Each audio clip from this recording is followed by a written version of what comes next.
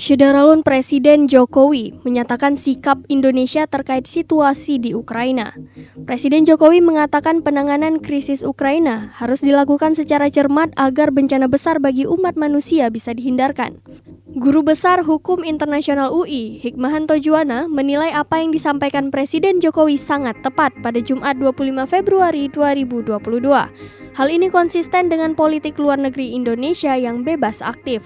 Menurut Hikmahanto, bila Presiden menyebut Rusia melakukan invasi, maka terlihat keberpihakan Indonesia terhadap Ukraina yang didukung oleh negara-negara Eropa bagian Barat dan Amerika Serikat serta Australia.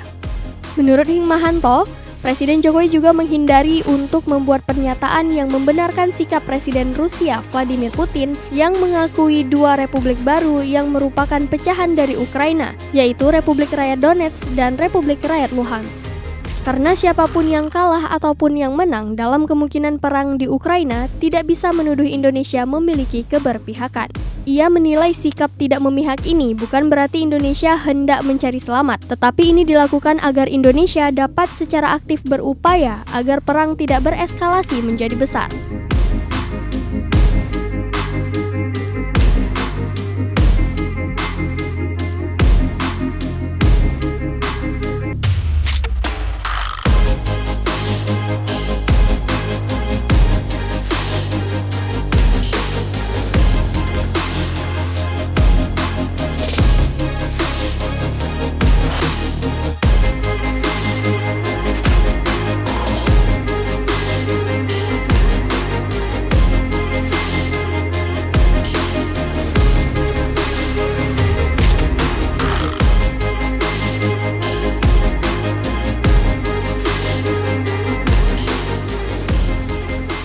Hikmahanto menyebut Indonesia dengan politik luar negeri bebas aktif tidak boleh sekedar hanya menjadi penonton, tetapi juga harus mengambil berbagai inisiatif agar perdamaian tercipta.